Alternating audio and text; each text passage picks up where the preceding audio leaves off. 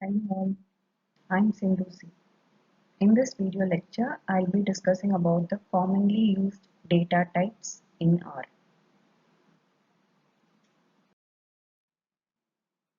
So the commonly used data types are scalar, vector, matrices, arrays, data frames, lists, and factors. So we'll look at them in detail. First, the primitive data type is scalar. It is the most basic data type. It can only hold a single atomic value at a time. Using scalars, many other complex data types can be constructed. And the most commonly used scalar types in R are numeric, character, integer, logical, and complex.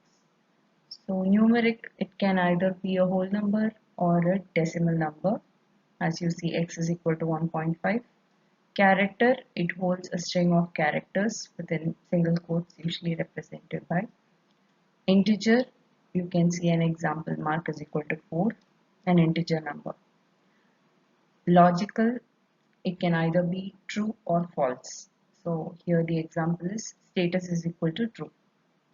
And finally, complex. Complex is a combination of real and imaginary number. Example, x is equal to 4 plus I3 or 3i. A vector is a basic structure in R, and it can only hold elements of the same type.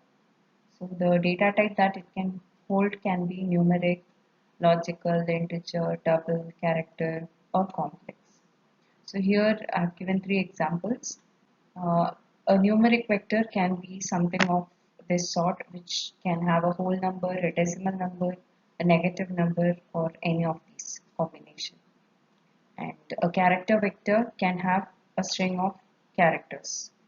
And logical vector, it can contain true or false data.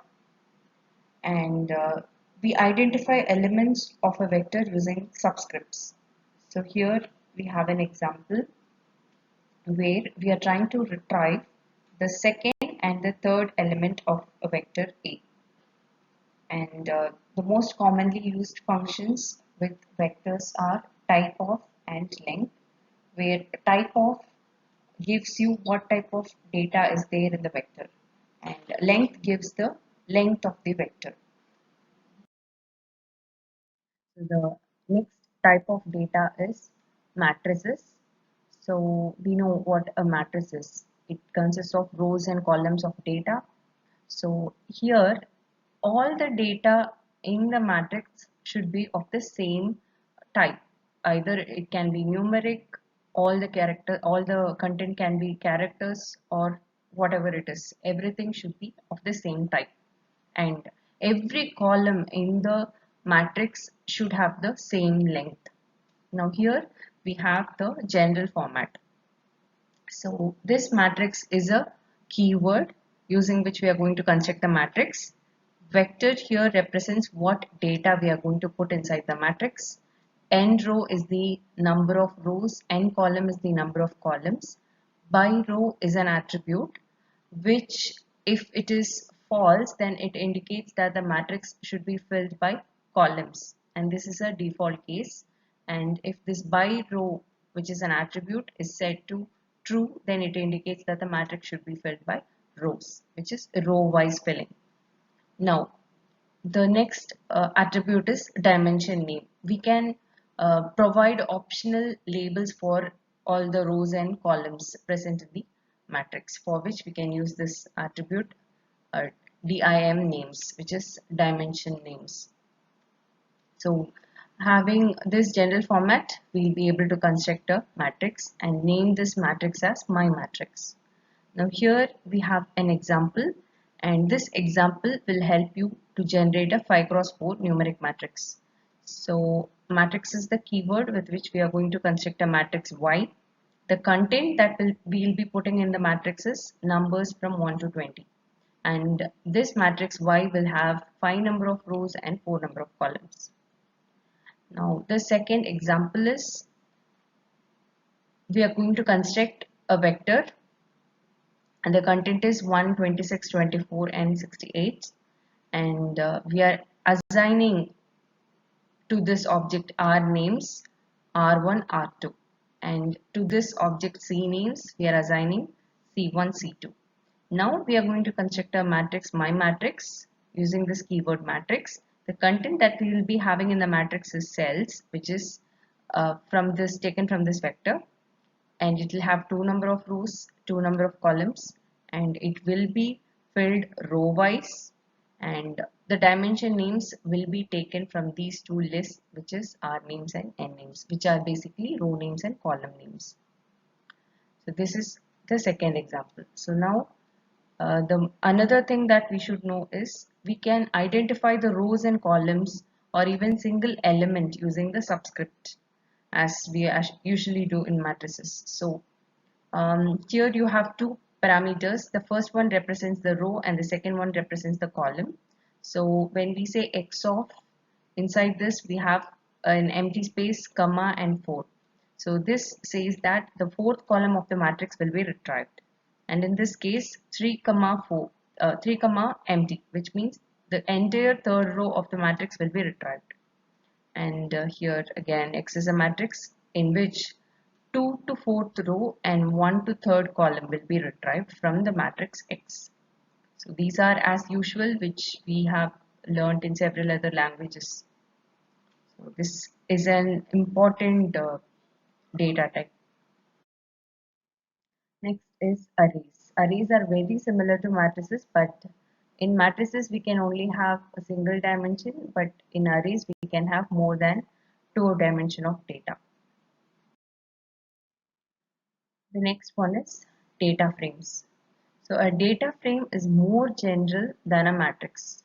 So how we can say that is, in different columns we can have different modes of data, which is one row can be one column can be numeric, the other column can be character, and so on.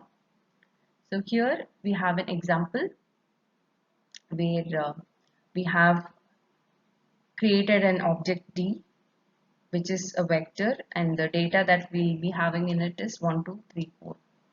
And E is an object, and the data we'll be having is red, white, red.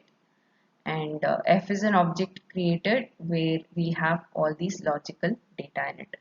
Now we are going to create a data frame, and the data frame is my data, and this is how we create the data frame, data dot frame, and whatever frame or vector of data we are going to put in it.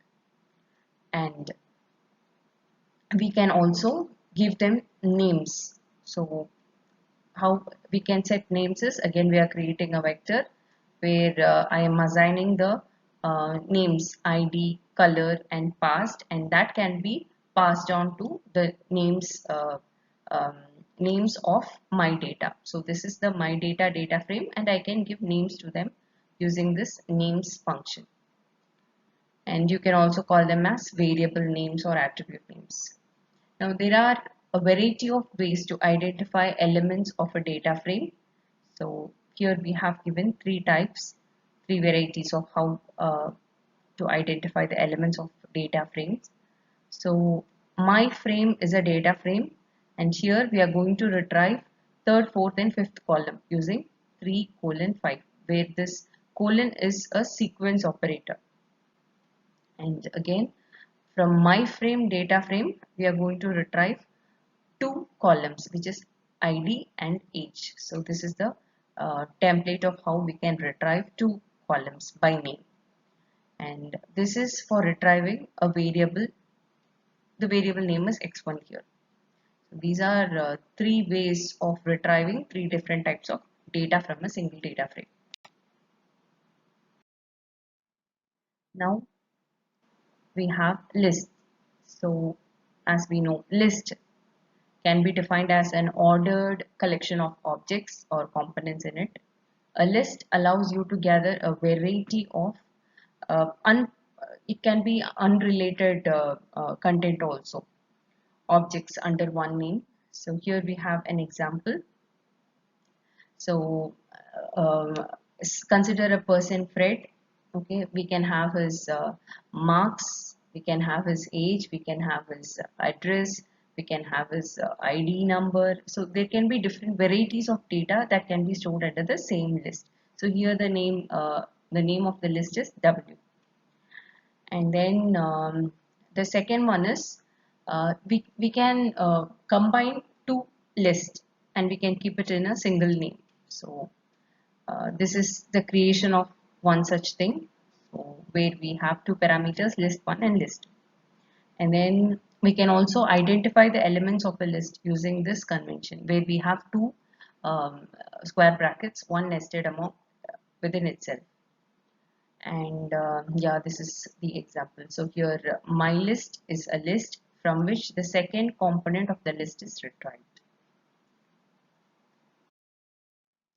So the last one is factors. So in R, we can convert, or we can make a variable into a nominal one.